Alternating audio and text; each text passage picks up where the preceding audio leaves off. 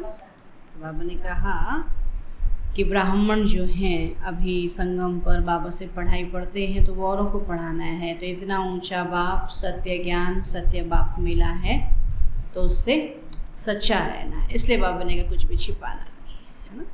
तो इसलिए कल सब एक ही पॉइंट सुना रहे थे कि सच्चा बाप मिला है तो इसलिए बाबा से सच्चा रहना है। तो माना अभी तक सच्चे हैं नहीं, बन गए सच्चे सच्चे बन गए, है ना। तो संगम युग इतना श्रेष्ठ युग है जिसमें बाबा सतयुग बनाने के लिए, सचखंड बनाने के लिए आया है। तो बाबा कहते हैं संगम की वैल्यू बहुत है।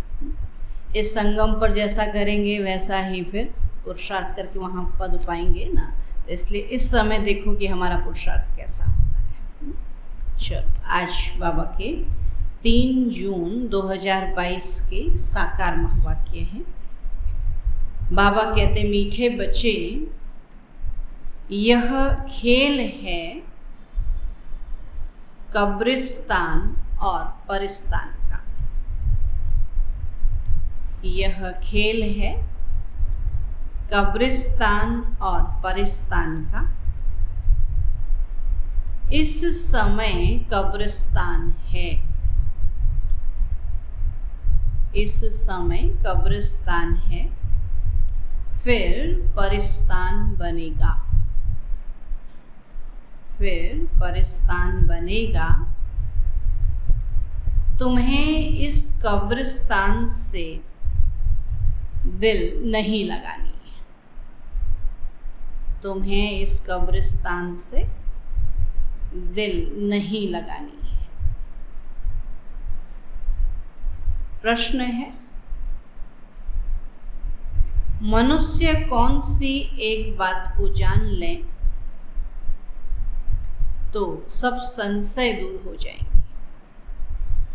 मनुष्य कौन सी एक बात को जान ले तो सब संशय दूर हो जाएंगे। उत्तर है, बाप कौन है, वह कैसे आते हैं, बाप कौन है वह कैसे आते हैं, यह बात जान लें तो सब संशय दूर हो जाएंगे। यह बात जान लें तो सब संशय दूर हो जाएंगे। जब तक बाप को नहीं जाना, जब तक बाप को नहीं जाना तब तक संशय मिट नहीं सकते, तब तक संशय मिट नहीं सकते। निश्चय बुद्धि बनने से विजय माला में आ जाएंगे। निश्चय बुद्धि बनने से विजय माला में आ जाएंगे। लेकिन एक एक बात में, लेकिन एक एक बात में सेकंड में पूरा निश्चय होना चाहिए, है ना। जो भी बात बाबा कहते हैं उसमें सेकंड में निश्चय हो जाए, देर है नहीं है समय भी ना लगे। तो वह निश्चय बुद्धि बनने से विजय माला में आ जाएंगे। लेकिन एक एक बात में सेकंड में पूरा निश्चय होना चाहिए। गीत है, छोड़ भी दे आकाश सिंहासन अब धरती पर आचार्य। ओम शांति। बाप बैठ बच्चों को समझाते हैं, यह है बेहद का रूहानी बाप।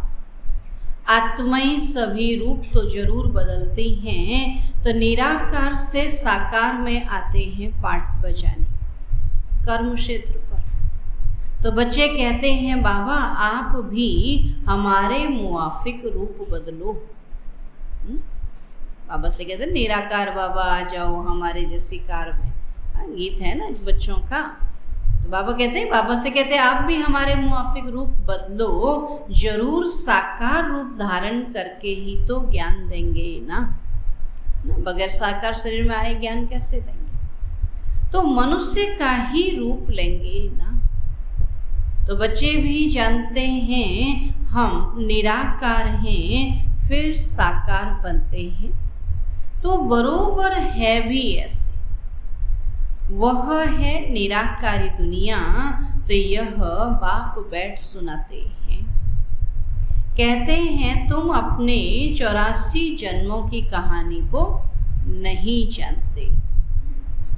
मैं इनमें प्रवेश कर इनको समझा रहा हूँ, यह तो नहीं जानते हैं ना। कौन? बाबा कहते ब्रह्मा बाबा भी नहीं जानते थे ना, इनके तन में प्रवेश करके समझा रहा हूँ। श्री कृष्ण तो सतयुग का प्रिंस है, इनको आना पड़ता है पतित दुनिया और पतित शरीर में। श्री कृष्ण थोड़ी पतित दुनिया में आएगा, शिव बाबा को तो पतित दुनिया में आना पड़ता है। श्री कृष्ण तो पावन है, वो तो पावन दुनिया में आएंगे, लेकिन शिव बाबा को तो पतित दुनिया पतित शरीर में आना पड़ता है। कृष्ण गोरा था फिर काला कैसे हुआ? कृष्ण तो गोरा था, है ना। बाबा के जन्म लेते नीचे उतरते आए तो पतित बनते आए, तो ये भी कोई जानते नहीं। कहते हैं सर्प ने डसा, सर्प से डसने से काले हो जाते हैं क्या? हा? तो चले ही जाते हैं ना, कहाँ काले होते हैं। बाबा कहते वास्तव में यह है 5 विकारों की बात। काम चिता पर बैठने से काले बन जाते हैं ना, इन 5 विकारों को सर्प कहते हैं। तो श्याम सुंदर कृष्ण को ही कहते हैं मेरा तो शरीर ही नहीं है जो गोरा या सांवरा बने। शिव बाबा को तो शरीर ही नहीं है, सांवरा गोरा बनने की बात ही नहीं। मैं तो एवर पावन हूँ और मैं कल्प कल्प संगम पर आता हूँ, जब कलयुग का अंत और सतयुग का आदि होता है। तो मुझे ही आकर स्वर्ग की स्थापना करनी है। तो सतयुग है सुख धाम और कलयुग है दुख धाम। तो इस समय मनुष्य मात्र 100 पतित हैं। सतयुग के लक्ष्मी नारायण महाराजा महारानी की गवर्नमेंट को भ्रष्टाचारी तो नहीं कहेंगे, है ना। उनको श्री श्री कहते, श्रेष्ठ श्रेष्ठ कहते, तो उनकी गवर्नमेंट भी तो क्या होगी? श्रेष्ठ होगी ना, उसको भ्रष्टाचारी थोड़ी कहेंगे। यहाँ सब हैं पतित। तो भारत स्वर्ग था तो देवी देवताओं का राज्य था, एक ही धर्म था, संपूर्ण पावन श्रेष्ठाचारी थे। सन्यासी को गृहस्थी फॉलो तो कुछ करते ही नहीं, सिर्फ कह देते हैं कि मैं फलाने सन्यासी का फॉलोअर्स हूँ। अब सो तो जब फॉलो करो, बाबा कहते फॉलोअर तब कहेंगे जब फॉलो करेंगे। तो तुम भी सन्यासी बन जाओ तब कहेंगे फॉलोअर। गृहस्थी फॉलोअर्स बनते हैं, परंतु वह पवित्र तो बनते और न सन्यासी उनको समझाते हैं ना। बाबा कई दिनों से बात को बोल रहे हैं, है ना, कि सन्यासी खुद तो पवित्र बनते हैं, खुद गृहस्थ छोड़ते हैं, लेकिन अपने फॉलोअर्स को ऐसा नहीं कह सकते। तब बाबा कितना सन्यासी उनको समझाते हैं, न वो खुद समझते हैं कि हम तो फॉलो करते नहीं हैं। अब यहाँ तो पूरा फॉलो करना है माता पिता को। तो गाया जाता है फॉलो फादर मदर, और संग बुद्धि योग तोड़ना है, और सभी देहधारियों से तोड़ मुझ एक बाप से जोड़ो, तो बाप के पास पहुंच जाएंगे, फिर सतयुग में आ जाएंगे। तो तुम ऑलराउंडर हो, 84 जन्म लेते हो, आदि से अंत तक। अंत से आदि तक तुम जानते हो हमारा ऑलराउंड पार्ट। आप कहते पूरा 84 जन्मों में हमारा पार्ट चलता है। दूसरे धर्म वालों का आदि से अंत तक पाठ नहीं चलता है। आदि सनातन है ही एक देवी देवता धर्म, तो पहले पहले सूर्यवंशी थे। अब तुम जानते हो हम ऑलराउंड 84 जन्मों का चक्कर लगाते हैं। बाद में आने वाले तो ऑलराउंडर हो ना सके, जो आएंगे ही द्वापर में या कलयुग में उनको ऑलराउंडर कहेंगे। बाबा कहते नहीं, ऑलराउंड माना जो 84 जन्म ले। तो यह समझ की बात है ना, बाप के सिवाय कोई समझा ना सके। तो पहले पहले है ही डिटिज्म, आधा कल्प सूर्यवंशी चंद्रवंशी राज्य चलता है। आप कहते आधा कल्प सूर्यवंशी चंद्रवंशी है ना, 2500 वर्ष दोनों राज्य चलता। अभी तो ये छोटा सा युग है और इनको ही संगम कहते हैं, कुंभ भी कहते हैं। उनको ही याद करते हैं कि हे परम पिता परमात्मा, आकर हम पतितों को पावन बनाओ। बाप से मिलने लिए कितना भटकते रहते हैं, यज्ञ तप दान पुण्य आदि करते रहते हैं, फायदा कुछ भी नहीं होता है। अब तुम भटकने से छूट गए हो तो वह है भक्ति कांड और यह है ज्ञान कांड। तो भक्ति मार्ग आधा कल्प चलता है और यह है ज्ञान मार्ग। इस समय तुमको पुरानी दुनिया से वैराग्य दिलाते हैं, इसलिए तुम्हारा यह है बेहद का वैराग्य, क्योंकि तुम जानते हो यह सारी दुनिया कब्रिस्तान है ना। अगर इस पुरानी दुनिया से, पूरी दुनिया से वैराग्य होना है, क्योंकि ये कब्रिस्तान होना है। इस समय कब्रिस्तान है और फिर परिस्तान बनेगा। यहाँ तो बाबा कहते किसी को कुछ नहीं पता कौन कब चला जाए, है ना। तो ये खेल है कब्रिस्तान और परिस्तान का। तो बाप परिस्तान स्थापन करते हैं, जिसको याद करते हैं। रावण को कोई याद नहीं करते, रावण को तो जलाते हैं, रावण को याद नहीं करते। तो मुख्य एक बात समझने से फिर सब संशय मिट जाएंगे। तो जब तक पहले बाप को नहीं जाना है तो संशय बुद्धि ही रहेंगे। सुना, जब तक बाबा को नहीं जाना तब तक हर बात में क्या होगा, संशय आएगा, है ना। पता ही नहीं कहने वाला कौन है। तो संशय बुद्धि विनशंति, निश्चय बुद्धि विजयंती। तो बरोबर हम सब आत्माओं का वह बाप है और वही बेहद का वर्षा देते हैं। तो निश्चय से ही विजय माला में पिरो सकते हैं। एक एक अक्षर में, सेकंड में निश्चय होना चाहिए।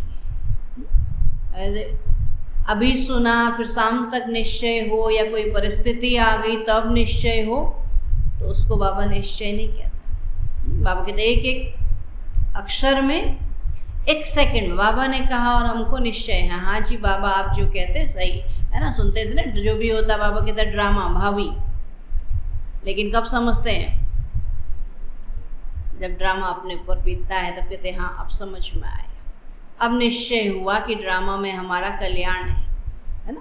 जब ड्रामा को कल्याणकारी कहते, बाबा ने कहा हमने निश्चय किया ऐसा हुआ, लेकिन जब हमारा ड्रामा में कल्याण हुआ, दिखता था बहुत परिस्थिति आ गई, मुश्किल आ गई, लेकिन उसमें हमारा कोई नुकसान नहीं बल्कि कल्याण हुआ, तब कहते हैं हाँ अब निश्चय। लेकिन बाबा क्या कहते हैं, एक एक अक्षर में सेकंड में निश्चय होना चाहिए। बाबा कहते हैं तो पूरा निश्चय होना चाहिए ना। बाप निराकार को कहा जाता है, ऐसे तो गांधी को भी बापूजी कहते थे, परंतु यहाँ तो वर्ल्ड का बापूजी चाहिए ना। और वो तो है ही वर्ल्ड का गॉड फादर। वर्ल्ड का गॉड फादर वो तो बहुत बड़ा हुआ ना, उनसे वर्ल्ड की बादशाही मिलती है। तो ब्रह्मा द्वारा स्थापना होती है विष्णु के राज्य की। तो तुम जानते हो हम ही विश्व के मालिक थे, हम सो देवी देवता थे, फिर चंद्रवंशी, वैश्यवंशी, शूद्रवंशी बने। देवी देवता बाबा केवल सत्युगवासियों को कहते हैं। तो इन सब बातों को तुम बच्चे ही समझते हो। तो बाप कहते भी कि इस मेरे ज्ञान यज्ञ में विघ्न बहुत पड़ेंगे, है ना। सब मदद करने वाले ही नहीं होंगे, कुछ क्या होंगे, विघन डालने वाले भी होंगे। तो यह है रुद्र ज्ञान यज्ञ, इससे विनाश ज्वाला प्रज्वलित होती है। इसमें सारी पुरानी दुनिया खत्म हो, एक देवता धर्म की स्थापना हो जाएगी। तो तुमको समझाने वाला बाप है, तो वह सच बोलते हैं। नर से नारायण बनने की सत्य कथा सुनाते हैं, तो यह कथा तुम अभी ही सुनते हो। तो ये कोई परंपरा नहीं चलती। अब बाबा कहते हैं तुमने 84 जन्म पूरे किए हैं और अभी फिर नई दुनिया में तुम्हारा राज्य होगा। तो यह है राजयोग का ज्ञान। तो सहज राजयोग की नॉलेज एक परम पिता परमात्मा के पास ही है, जिसको प्राचीन भारत का राजयोग कहते हैं। तो बरोबर कलयुग को सतयुग बनाया था, विनाश भी शुरू हुआ था। तो मूसलों की ही बात है। बाबा मिसाइल्स को मूसल कहते हैं ना। सतयुग त्रेता में तो कोई लड़ाई होती ही नहीं, वहाँ तो सब देवी देवताएं हैं, वो थोड़ी लड़ते आपस में, बाद में शुरू होती है। तो यह मूसलों की है लास्ट लड़ाई। आगे तलवार से लड़ते थे, फिर बंदूकबाजी चलाई, फिर तोप निकाली, अब बॉम्ब्स निकाले हैं। नहीं तो सारी दुनिया का विनाश कैसे? एक एक को मारने बैठेंगे तो कितना समय लगेगा। तो बाबा कहते बॉम्ब से इकट्ठे इकट्ठे कितने लोग मर जाएंगे। तो बाबा कहते नहीं तो ये सारी दुनिया का विनाश कैसे हो। फिर उनके साथ नेचुरल कैलेमिटीज भी है ना। बम फटेंगे तो प्राकृतिक आपदाएं भी आएंगी ना, मौसम ऐसा हो जाएगा। तो बाबा कहते सब मरेंगे तो सफाई कौन करेगा? तो प्रकृति सफाई करेगी। नेचुरल कैलेमिटीज भी है, मूसलधार बरसात, फेमन, यह है नेचुरल कैलेमिटीज। समझो, अर्थक्वेक होती है तो उसको कहते हैं नेचुरल कैलेमिटीज, है ना, कुदरती आपदा बोलते हैं। उसको कोई कर नहीं रहा है, नहीं तो दोषी कौन हो जाए? फिर व्यक्ति हो जाए ना, और व्यक्ति दोषी हो तो फिर उस पर मुकदमा करे। लेकिन प्रकृति की आपदा है तो कौन किसको क्या करे? उसमें कोई क्या कर सकता है? कोई ने अपना इंश्योरेंस भी किया हो तो कौन और किसको देगा? सब खत्म, देने वाला भी खत्म, लेने वाला भी खत्म, सब मर जाएंगे, किसी को कुछ भी मिलेगा नहीं, है ना। इसलिए अभी कोई इंश्योरेंस करने के लिए बोला कितना समय जीना है, जो है आराम से रह लो, आराम से खा लो, है ना। इंश्योरेंस करके बाबा कहते ना देने वाला ना लेने वाला, तो किसी को कुछ भी नहीं मिलेगा। अभी तुम्हें फिर इंश्योर करना है शिव बाबा के पास। इंश्योर भक्ति में भी करते हैं। आज से पहले भक्ति में तो बहुत इंश्योर करते थे, आज कोई करता है? आज भक्ति नहीं करते तो आज तो भक्ति में भी लेने की भावना हो गई। देने की भावना हुई, पहले से भक्ति में देते थे, कितना कुछ देते थे। ब्राह्मण को दान पुण्य करते थे ना, आटा चावल दान, कपड़ा, पैसा, सब कुछ देते थे। लेकिन आज कहते क्या जरूरत है उसको भी, जैसे दुकानदार से करते हैं ना मोल भाव, ऐसे पंडित जी से भी क्या करते हैं? मोल भाव करते हैं। और जो पंडित जी है ना उसके दिन भर की मजदूरी देते हैं। बोला दिन भर में एक मजदूर को इतना देते 700 रुपया, तो तुम भी इतना ले जाओ, है ना। 501 देंगे या 1100 देंगे। बोला इतनी मजदूरी होती है। सोचो एक दिन में मजदूरी करा तो बेचारा खाएगा क्या? तब बाबा कहते हैं कि भक्ति में भी इंश्योरेंस करते, परंतु वह आधा कल्प का रिटर्न मिलता है। और ये तो तुम डायरेक्ट इंश्योर करते हो। कोई सब कुछ इंश्योर करेगा तो उनको बादशाही मिल जाएगी। जैसे बाबा अपना बतलाते हैं ना, ब्रह्मा बाबा, कि सब कुछ दे दिया बाबा, फुल इंश्योर कर लिया तो फुल बादशाही मिलती है। बाकी तो ये दुनिया ही खत्म हो जाती है। तो यह है मृत्यु लोक। किनकी दबी रहेगी धूल में, किनकी राजा खाए, किनकी आग जलाए, किनकी चोर लूट ले जाए। तब बाबा कहते जब कहाँ आग लगती है या कोई आफत आती है तो चोर लोग लूटते हैं। बचाते नहीं हैं, सब लूट ले जाते हैं। तो ये समय ही अंत का है, इसलिए अब बाप को याद करना है, मदद करनी है। याद की भी मदद है, योगदान कहते हैं ना, तो योग का दान देना है। तो इस समय सब पतित हैं और वो पावन दुनिया स्थापन कर न सके। पतित मनुष्य क्या बनाएंगे? पतित दुनिया ही बनाएंगे। पावन दुनिया कैसे बनाएंगे? तो पावन दुनिया बनाने वाला तो पावन परमात्मा ही होगा ना। तो यह तो बाप का ही काम है, बाप को ही बुलाते हैं कि निराकारी दुनिया से आओ, आकर रूप धरो। तो बाप कहते हैं मैं साकार में आया हूँ, रूप धरा है, परंतु हमेशा इसमें नहीं रह सकता हूँ। सवारी कोई सारा दिन थोड़ी होती है। सवारी कोई सारा दिन किसी में करते हैं? बैल की सवारी दिखाते। अब बैल में सारा दिन कोई बैठ सकता भला? चलो गाड़ी में इतना आराम होता तो भी सारा दिन में क्या कहते, थक गए। गाड़ी में तो फिर भी आराम से बैठते हैं ना, अब सोचो बैल में कैसे बैठते।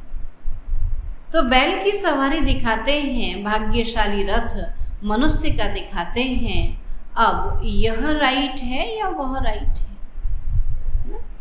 बैल के तन में आए तो ज्ञान कैसे सुनाए? तो गौशाला दिखाते हैं ना, फिर गौ मुख भी दिखाया है। बैल पर सवारी और फिर गौ मुख से नॉलेज देते हैं, तो यह ज्ञान अमृत निकलता है। अर्थ है ना, गौमुख का भी मंदिर है। बहुत लोग जाते हैं, समझते हैं गौ के मुख से अमृत टपकता है, वो जाकर पीना है। तो यहाँ की बात है ना, बाबा कहते माताओं को गाय कहते, गाय को माता कहा ना, तो बाबा ने माताओं को गाय कह दिया। बाबा कहते माताएं जाकर ज्ञान सुनाती है ना। बाबा तो सुनाता ही है, लेकिन बाबा का ज्ञान रिफाइन करके मम्मा सुनाती है ना, और मम्मा से सुनना सबको पसंद है, तो इसलिए बाबा कहते बाबा से भी ज्ञान सुनते हैं तो मम्मा से भी सुनते हैं। तो वहाँ गौमुख है, वहाँ जाकर बाबा कहते पानी पीते हैं। 700 सीढ़ियाँ हैं, सबसे बड़ा गौमुख तो यह है ब्रह्मा, ये भी माँ है। अमरनाथ पर कितनी मेहनत करके जाते हैं ठंडी में, वहाँ कुछ बाबा कहते वहाँ है कुछ भी नहीं, सब ठगी। दिखाते हैं शंकर ने पार्वती को कथा सुनाई, अब क्या पार्वती की दुर्गति हुई? कथा तो कब सुनते हैं? दुर्गति होती है ना। गरुड़ पुराण कब सुनते हैं? जब कोई मर जाता है उसके बाद गरुड़ पुराण कथा सुनाते हैं। तो बाबा कहते पार्वती की क्या दुर्गति हुई जो उनको कथा बैठ सुनाई?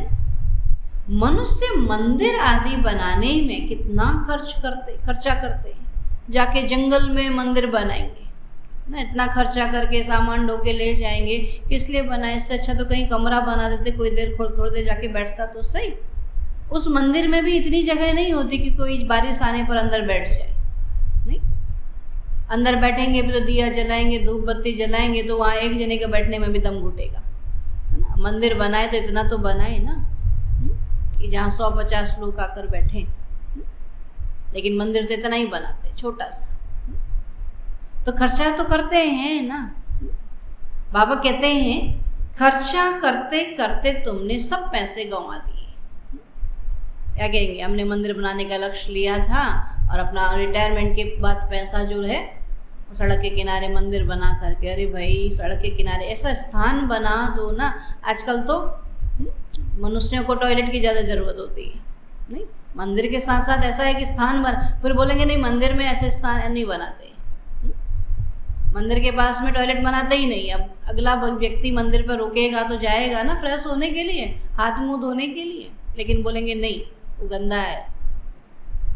तब बाबा क्या कहता है? खर्चा कर रहे हैं मनुष्य, देखो कैसा कर रहे हैं। तो खर्चा करते करते क्या हाल हो गया है। बाबा कहते हैं खर्चा करते करते तुमने सब पैसे गंवा दिए। तुम कितने सॉल्वेंट थे और अब इनसॉल्वेंट बन गए हो, फिर मैं आकर सॉल्वेंट बनाता हूँ। तुम जानते हो बाप से हम वर्षा लेने आए हैं, तो तुम बच्चों को दे रहे हैं। तो भारत है परम पिता परमात्मा का बर्थ प्लेस, तो सबसे बड़ा तीर्थ हुआ है ना। फिर सर्व पतितों को पावन भी बाप ही बनाते हैं, तो गीता में अगर बाप का नाम होता तो सभी यहाँ आकर फूल चढ़ाते। सुना, सब शिव बाबा को जानते और फूल चढ़ाते। बाप के सिवाय सभी को सदगति कौन दे सकता। तो भारत ही सबसे बड़े से बड़ा तीर्थ है, परंतु कोई को मालूम नहीं तो जैसे बाप की महिमा अपरंपार है, वैसे भारत की भी महिमा अपरंपार है। तो हेल और हेवन भारत बनता है। अपरंपार महिमा है ही हेवन की, अपरंपार निंदा फिर हेल की करेंगे। तो तुम बच्चे सचखंड के मालिक बनते हो, तो यहाँ आए हो बाबा से बेहद का वर्षा लेने। तो बाबा कहते हैं मन मना भव और सबसे बुद्धि योग हटाए, मामेकम याद करो। और याद से ही पवित्र बनेंगे, नॉलेज से वर्षा लेना है। जीवन मुक्ति का वर्षा तो सबको मिलता है, परंतु स्वर्ग का वर्षा बाबा कहते जीवन मुक्ति का वर्षा सबको मिलता, परंतु स्वर्ग का वर्षा राजयोग सीखने वाले ही पाते हैं। आने से ही परम धाम से यहाँ सबको जीवन मुक्ति मिलेगी। सब सतयुग में नहीं जाएंगे, लेकिन जो भी आत्मा परम धाम से पहले पहले आएगी वो पहला जन्म जीवन मुक्ति का पाएगी। लेकिन स्वर्ग में सब नहीं जाएंगे। स्वर्ग में वही जाएंगे जो राजयोग सीखते हैं। तो सदगति तो सबकी होनी है ना, सबको वापस ले जाएंगे। तो बाबा कहते हैं मैं कालों का काल हूँ, तो महाकाल का भी मंदिर है। तो बाप ने समझाया है अंत में प्रत्यक्षता होगी, तब समझेंगे कि बरोबर इन्हों को बतलाने वाला बेहद का बाप ही है। कथा सुनाने वाले अगर अब कहें कि गीता का भगवान कृष्ण नहीं शिव है, तो सब कहेंगे इनको भी बीके का भूत लगा है। नहीं, इसलिए इन्हों का अभी टाइम नहीं है। पिछाड़ी को मानेंगे, है ना। स्वीकार तो करते हैं कि हाँ निराकार होना चाहिए, लेकिन मुंह से बोलते नहीं। तो अंत में मानेंगे, पिछाड़ी को मानेंगे। अभी मान लेवें तो उन्हों की सारी ग्राहकी चली जाए। सब बाबा के पास पहुंच जाए ना। अच्छा, मीठे मीठे सिकीलधे बच्चों प्रति माता पिता बाप दादा का याद प्यार और गुड मॉर्निंग। रूहानी बाप की रूहानी बच्चों को नमस्ते। हम रूहानी बच्चों की रूहानी बाप दादा को नमस्ते नमस्ते नमस्ते। धारणा के लिए मुख्य सार है और सब संग तोड़, और सब संग तोड़ मात पिता को पूरा पूरा फॉलो करना है। और सब संग तोड़ मात पिता को पूरा पूरा फॉलो करना है। इस पुरानी दुनिया से बेहद का वैराग्य रख, इसे भूल जाना है। इस पुरानी दुनिया से बेहद का वैराग्य रख, इसे भूल जाना है।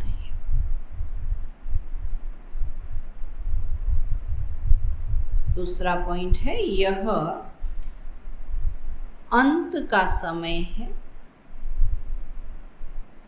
यह अंत का समय है। सब खत्म होने के पहले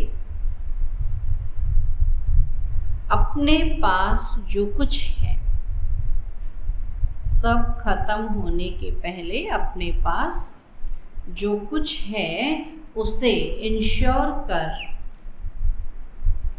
भविष्य में फुल बादशाही का अधिकार लेना है। ये अंत का समय है, सब खत्म होने के पहले अपने पास जो कुछ है उसे इंश्योर कर भविष्य में फुल बादशाही का अधिकार लेना है। वरदान है, ब्राह्मण जीवन में सदा खुशी की खुराक खाने और खिलाने वाले। ब्राह्मण जीवन में सदा खुशी की खुराक खाने और खिलाने वाले श्रेष्ठ नसीबवान भव। श्रेष्ठ नसीबवान भव। बाबा कहते, विश्व के मालिक के हम बालक सो मालिक हैं। जो विश्व का मालिक है उसके हम बालक भी हैं, तो मालिक बनने वाले हैं। हम बालक सो मालिक हैं, इसी ईश्वरीय नशे और खुशी में रहो कि वह मेरा श्रेष्ठ भाग्य अर्थात नसीब।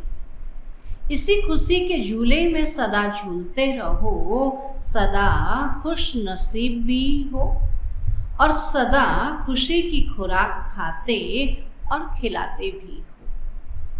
औरों को भी खुशी का महादान दे खुश नसीब बनाते हो।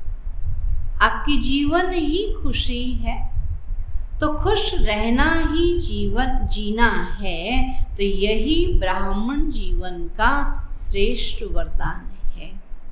सुना, ब्राह्मण जीवन अर्थात खुशी का जीवन। स्लोगन है, हर परिस्थिति में सहनशील बनो तो मौज का अनुभव करते रहेंगे। हर परिस्थिति में सहनशील बनो तो मौज का अनुभव करते रहेंगे।